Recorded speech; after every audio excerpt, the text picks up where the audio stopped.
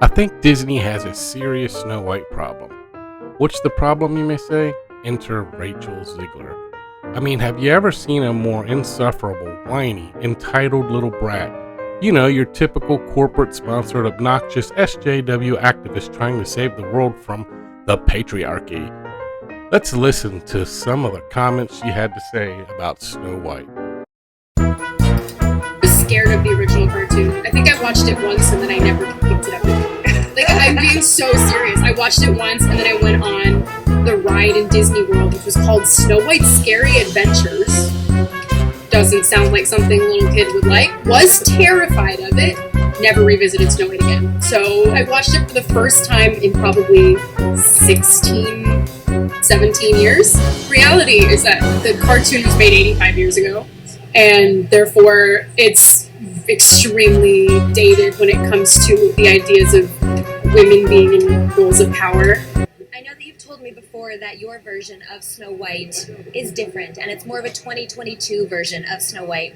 What did you mean by that? I mean, you know, the original cartoon came out in 1937, and very evidently so. There's a big focus on her love story with a guy who literally stalks her. Weird. So we didn't do that this time. So no prince, or a different kind of prince? We have a different approach to what I'm sure a lot of people will assume is a love story, just because, like, we cast a guy in the movie, Andrew Burnap, great dude.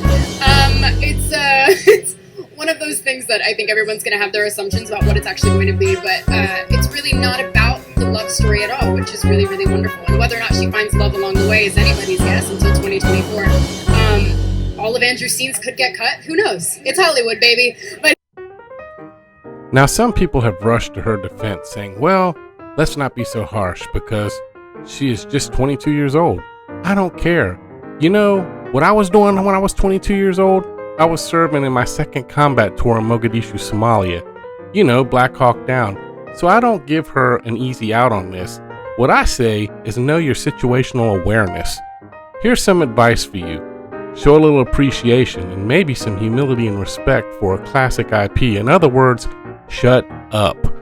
You are ruining your own movie, not to mention the most influential story in Disney history, the fairy tale that pretty much launched Disney.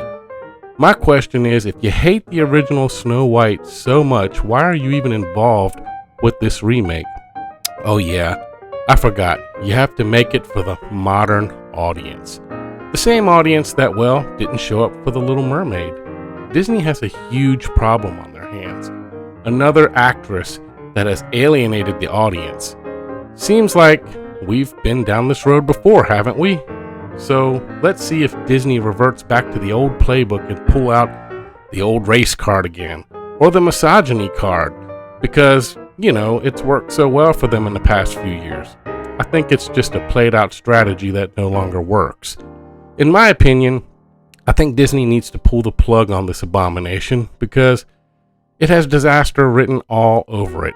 However, I think Disney has painted themselves into such a woke corner that they can't course correct, because that would be admitting defeat. I say bring it on. We need a good laugh, especially in these times. You know, who's really laughing now? I think Brie Larson's laughing now because, well, Rachel Zegler is the new Brie Larson in my book. What do you all think? Let me know. Leave me a comment below. Also, please like, share, and subscribe to the channel if you enjoy this content, as I'm trying to grow the channel. Also, follow me over on Rumble and soon Twitter X. Until next time, bye for now.